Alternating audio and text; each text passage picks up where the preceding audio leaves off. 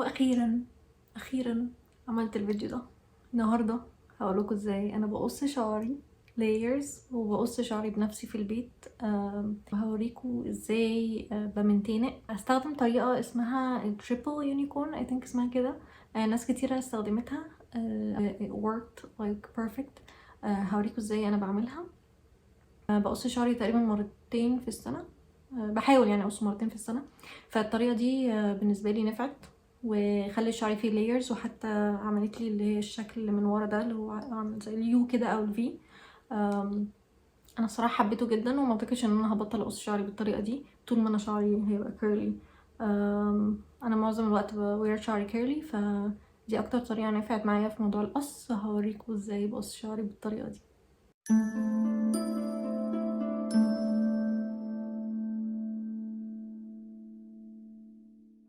هنحتاج ميه لو شعرنا ناشف، وبعدين هنحتاج مشط ببوينتي اند كده، وبعدين فرشة،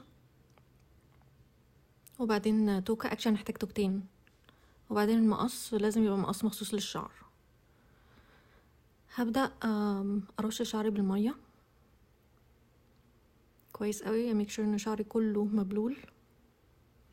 وبعدين هحط ليفين كونديشنر، بستخدم شيا مويستر بلاك كاستر اويل. الستيب دي اوبشنال، بس انا كده كده عشان كنت هعمل شعري كيرلي بعدها فبستخدمه. بعدين هسرح شعري كويس قوي، اميك شور ان مفيش اي حاجه ماسكه في بعضها وكله متسلك. هقلب شعري كله لقدام وهسرح كويس قوي واخليه very smooth من فوق، ما يكونش في اي لمس او حاجات متنيه. هعمل بالتوكه شعري كويس قوي ومش هحركه كتير من مكانه. هسرح شعري كويس وميك شور كل حاجه straight، مفيش حاجه كيرلي في النص. بعدين هحط التوكه التانية على حسب ما انا عايزه اقص فين. ده هيقص لي الاطراف اللي من تحت شعري. هبدأ اقص دلوقتي، هقصه ستريت، وبعدين بعد كده هبدأ اقص لفوق عشان ما يبقاش فيه شارب اند في شعري، فيبقى كله سموث مع بعضه كده وماشي مع بعضه ومفيش شارب كات. بعد كده هقسم شعري تاني قسمة من عند الحواجب كده، وبعدين برضو هسرعها كويس قوي. هعيد نفس الستبس بتاعت اول مرة، هعمله بالمشط عشان يبقى كله سموث ومشدود. بعدين بعد كده هقص على ميل زي ما انتوا شايفين، مش هقص ستريت، هقص بميل من جوه لبره. شلت التوك عشان حسيتها مش مساعداني. ده هيديني اللايرز والفي اللي من ورا.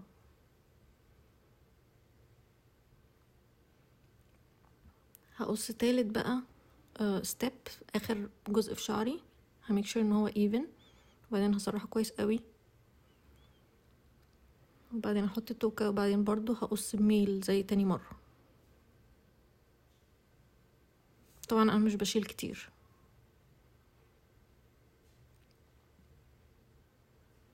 بعد كده اسرح شعري كويس قوي وهبله تاني لو نشف. وبعدين بعد كده انا بوريكوا شعري من ورا، هو طبعا مش شايفينه كويس بس لو شايفين فيه متدرج من يمين والشمال، وقصيته على طوله، عندي long layers. لو شايفين كل ال layers في ايدي، في different layers وكل حاجة على طوله، ما قصرش مني. بعد كده هوريكم ازاي بقص القصة. انا قصيتها من قريب فهقص الطراطيف حاجة بسيطة قوي، فهوريكم بقصها ازاي. فبعمل الدورية يعني 1 inch and a half كده من فوق حوالين شعري لغاية ودني، قدام ودني. وبعدين بعد كده همسك الحتة من القصة المثلث كده صغير من اليمين ومن الشمال، حاجة بسيطة قوي في النص كده من فوق مناخيري. بعدين هسرحها كويس قوي. انا عشان مش عايزاها تقصر على كده فبس بسويها، لان انا لسه قصها قريب.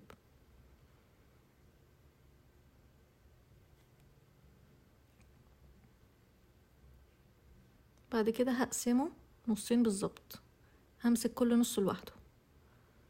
هبدأ بأول نص، همسك أول شوية في شعري من فوق للنص كده في الجنب، هسرحه كويس، وبعدين هبول الناحية التانية، ولازم وشي يبقى من قدام ستريت مش متحرك. وبعدين لما بعمل الناحية التانية كده ببص فين الحتة اللي قصيتها في الاول، هتلاقوها قصيرة كده. بعدها على طول هفضل اسحب ايدي واقص بالمقص حبة حبة، بسحب ايدي حبة حبة لغاية ما الشعر يخلص، وبقص حبة بالراحة بالراحة عشان يبقى متدرج كده وكله جنب بعضه ومقصتش كتير برضو. بعد كده همسك اخر حبة من الناحية اليمين، وبعدين هعمل نفس الموضوع من اخر حاجة قصتها من البارت الاولاني.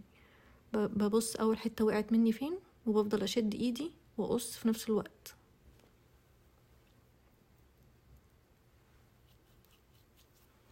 بعد كده الحتة دي كلها عملت زي لايرز كده بسيطة من قدام تفريم وشي. بعد كده همسك الناحية التانية هعمل فيها نفس اللي احنا عملناه قبل كده، هعملها من الناحية التانية، هكروس شعري الناحية التانية، وبعدين هبدأ اقص وانا بشد بايدي. بعد كده همسك شوية من اللي قصيته، بعدين همسك كل شعري، وبعدين اقص من فوق لتحت وانا بشد في ايدي عشان يبقى كله ماشي بالظبط. اداني نفس الريزلت بتاعت الناحية التانية. في الاخر خالص هبدأ اتأكد ان كل حاجة اليمين والشمال نفس الطول، فبمسك يمين وشمال واشوف random pieces، يعني مش لازم كل حاجة. ولو لقيت حاجة طويلة شوية بقصها سنة صغيرة عشان تبقى ماتشنج من مع الناحية التانية.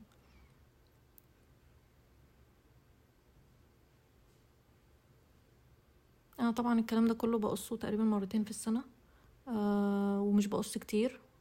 وعايزه اقولكوا هو الجزء الاولاني كله عامل زي نص دايره كده من قدام، فيبقى متدرج من قدام وانا عندي لونج لايرز من ورا. وزي ما شايفين شعري على طوله ما قصرش خالص. دي الريزلتس بتاعتي. طبعا شعري very defined لان انا قصيت الدامج من تحت، وعندي a lot of layers، واقدر اعمل شعري في النص او تلتين، اقلبه في اي ناحيه انا عايزاها. كل حاجه even يمين وشمال. هو طبعا هنا كيرلي فتلاقي كل حاجه ممسوكه من بعضها، فمش شايفين بالظبط الكلير كات من تحت، بس كل حاجه ماشيه معايا سموث، كل حاجه even very defined. وبحب اعمل كده مرتين في السنه عشان اقع any damage. بس كده. وعايزه اوريكم القصه كمان عشان ما قصيتهاش كتير، كانت perfect عند اخر وشي كده. شايفين اللايرز اللي حوالين وشي. بس يا رب اكون فدتكم، واشوفكم في الفيديو اللي جاي ان شاء الله مع كافي توكس ودينا.